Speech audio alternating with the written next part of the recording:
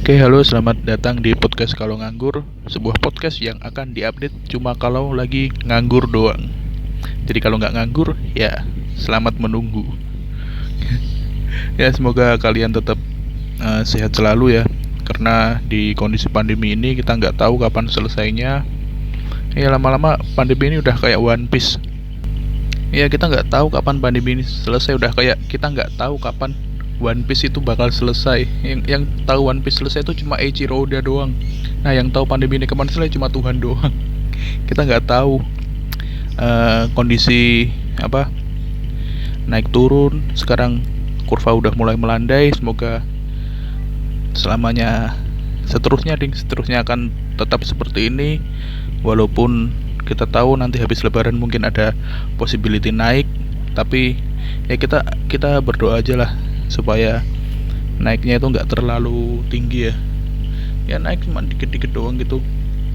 Rate sembuh semoga semakin tambah dan vaksinasi bisa segera merata, kita bisa hidup damai, hidup ya nggak damai-damai banget sebenarnya, kita bisa mulai hidup berdampingan lah sama COVID, sama kayak kita bisa hidup berdampingan dengan beberapa penyakit pandemi yang dulu pernah ada. Ya semoga vaksinasi itu sih yang harapannya yang paling kuat ada di vaksinasi itu, semoga segera rata sih.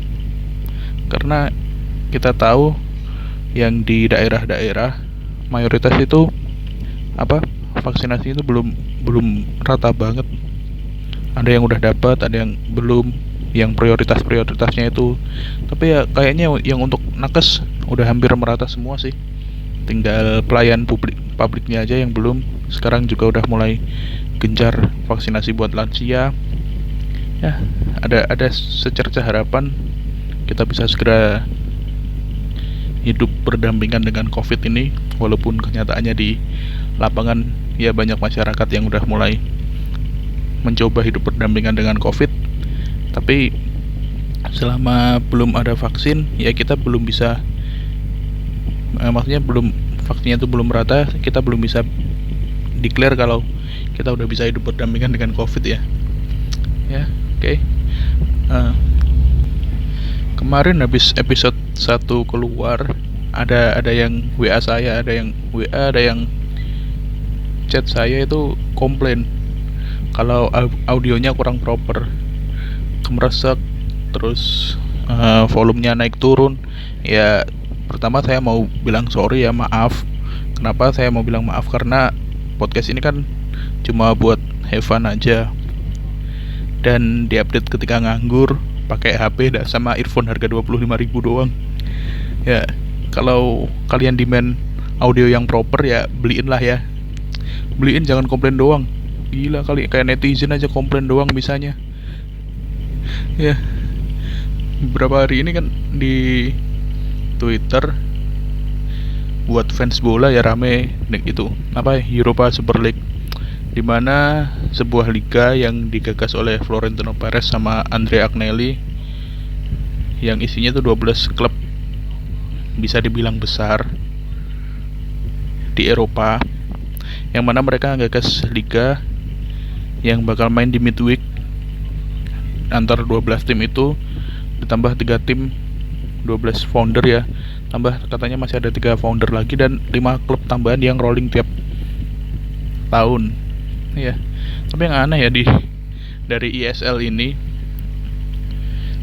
di 12 founding klubnya kenapa ada Arsenal sama Tottenham? Ya maksud saya ya, dari Liga Spanyol kan ada Atleti, Madrid sama Barca, yang bisa dibilang 3 klub besar di Spanyol. Lalu dari Italia ada Inter, Milan sama Juve, yang walaupun Inter sama Milan beberapa tahun terakhir kacrut, kita tahu lah 3 tim ini tuh masih klub terbesar di Italia. Lalu di dari Inggris kan ada MU, Liverpool, City, Chelsea, Arsenal sama Spurs. Nah, dua klub yang saya mention terakhir itu kan kita tahu ya hitungannya emang klub agak besar. Tapi beberapa musim terakhir kan kacrut ya. Arsenal utamanya. Kalau Spurs naik turun lah. Arsenal ini sejak kapan ya itu kayaknya udah nggak pas disebut Big Four lagi. Udah posisinya udah digantiin sama City kan. Ini kenapa kok diajak gitu? Tapi yang bikin kocak nih ya, kemarin tuh akhirnya ketahuan kenapa alasan dari Arsenal sama Spurs ini diajak. Jadi kemarin itu ada interview sama Florentino Perez bahas tentang ESL ini. Nah, di sini tuh Perez bilang gini, AC Milan are one of the biggest club in the world and we are very happy to have them join us. Oke, itu masih masuk ya. Milan salah satu dari klub terbesar di dunia. Lalu pernyataan Perez selanjutnya ini, ya Allah, kocak banget bro. Serius, ini regarding Arsenal and Tottenham, we honestly invite them because we needed more teams in the league. We needed more team in the league. Ya Allah, cuma buat tambahan doang. Arsenal sama Spurs. Ini kalau misal Arsenal sama Spurs nggak diajak pun ESL tetap jalan. Cuma pakai 10 tim aja ya hype-nya bakal lebih tinggi mungkin. Ini nggak bisa bayangin ya kalau nanti ESL beneran jalan. Karena kan ya kita tahu lah endingnya gimana nanti. Tapi misal kalau ESL ini beneran jalan, ketika sharing ratingnya ini turun, saya curiga. Saya takutnya nanti tiap match Arsenal sama Spurs itu ratingnya paling rendah di antara klub lain. Iya, match 1 El Clasico, match 2 Derby della Madonnina, match 3 ya Allah Derby London. Derby London tuh hype-nya cuma di London doang, London Utara lagi. Maksud saya ya, fans Arsenal sama Spurs ini kalau dibandingin sama fansnya Atleti ya sama lah mungkin jumlahnya di seluruh dunia. Tapi kan ya masih nggak bisa kurang bisa menarik. Mungkin yang kenapa alasannya Arsenal sama Spurs diajak ya, di ESL butuh hiburan. Ya Allah, permainan Arsenal beberapa musim belakangan ini lawak padahal. Iya. Dan juga Europe Super League ini kayaknya jadi momen buat klub-klub mediocre itu buat naikin fame-nya. Ya contoh kemarin ada salah satu klub yang hitungannya klub besar juga sih di Rusia, tapi kan fansnya mungkin ya cuma di sekitar Rusia doang. Ya Spartak Moskow. Begitu ada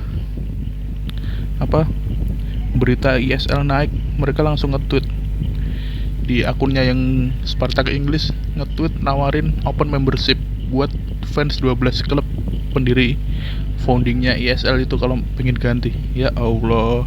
Dan yang aneh itu impresinya itu gede loh, puluhan ribu retweet dan ribuan like. Iya. Dan kemarin si adminnya Spartak ini juga nge-tweet lagi kalau bagan dari UCL yang tahun 2017 yang finalnya Madrid Liverpool. Nah, di situ kan si Spartak ini masih di penyisian grup itu segrup sama Liverpool, Sevilla sama Maribor. Iya. Ini mereka kayak bikin bagan UCL kalau klub ESL ini dicoret.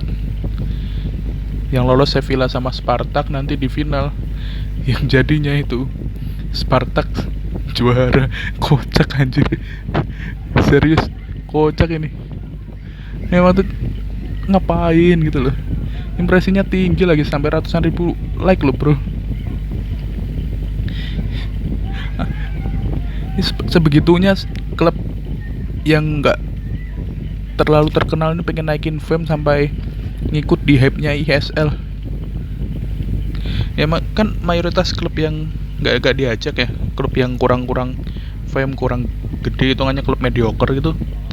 Rata-rata kan mereka nantangnya itu pada minta klub-klub founding itu dicoret dari liga, terus bikin pernyataan. Nah ini Spartak loh, ya ampun, bikin bagan UCL tanpa 12 klub founding di mana mereka juara UCL, dan di slide ketiga gambarnya itu ada gambar trofi UCL di lemari trofi mereka lagi, dan editannya kasar ya, edit background kotak-kotak vektor kayak gitu tapi nggak di remove.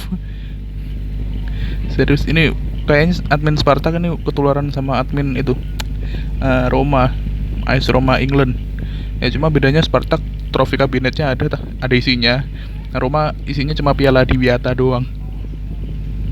Ya, kayak Roma terakhir kali megang piala itu ya piala apa itu yang pohon itu ya, piala Diwiata kalau saya nyebutnya. Tapi kalau kita tahu ISL ini ya 12 klub yang bisa dibilang gede main tiap minggu, ini potensi bikin bosen loh. Ini hampir big match tiap minggu. Kita lihat MU musuh Madrid, MU musuh Barca, MU musuh Inter, MU musuh Juve, Liverpool MU, MU Chelsea, Madrid Barca, Madrid Chelsea, Madrid Liverpool, Madrid City, Madrid Juve, Madrid Milan. Ya kita bosen lama-lama. Udah nggak layak lagi disebut big match. Pertandingan klub-klub gede ini lama-lama nggak kayak sama di Indonesia. Ini kalau di Indonesia itu kan pertandingan Badak Lampung versus Tirakabu aja dibilang big match loh. Kayaknya di Liga Indonesia tuh semua match big match. Apa jangan-jangan ISL ini inspired by Liga Indonesia ya? Karena itu pengen ngadirin big match setiap minggu. Harusnya kalau gitu klub-klub itu join aja ke Liga 1. Ya, kapan lagi kita bisa lihat Messi ngolongin Andri Tani. Ya, dan juga di ISL kemarin rame gara-gara di Liga Inggris, Liga Spanyol sama Liga di Serie A-nya itu klub-klub lain minta ke badan liga kalau si 12 klub itu dikasih hukuman. Salah satunya adalah hukuman pencoretan dari liga. Nggak mungkin hal-hal kayak gitu tuh nggak mungkin terjadi. Kenapa? Karena 12 klub itu adalah penarik sponsor terbesar buat liga. Iya, selain sponsor juga hak siar. Kayak dulu IPL, sponsornya Barclays itu kan karena Big Four. Kalau Big Four dicoret, ya apa yang mau join buat jadi sponsor di IPL? Hak siarnya juga otomatis drop lah. Kayak nggak mungkin kalau 12 klub itu dicoret dari liga, kita tiap minggu mau nonton match West Ham versus Wolves gitu, atau Crotone versus Bologna tiap minggu. Nggak bakal rame yang nonton, kecuali fans-fans mereka doang. Iya, kayak kalau di match biasa ya, misal MU musuh West Ham, dengar kata MU gitu aja orang-orang itu pengen nonton. Walaupun MU sekarang udah nggak kayak dulu lagi ya, atau Liverpool musuh, anggap aja Aston Villa gitu, ya pasti nonton banyak karena nama besar Liverpool fame itu udah dibangun sejak lama loh oleh 12 klub itu. Masa mau dihapus dari liga? Ya nggak mungkin lah. Apalagi hukumannya selain dicoret dari liga, dicoret dari UCL.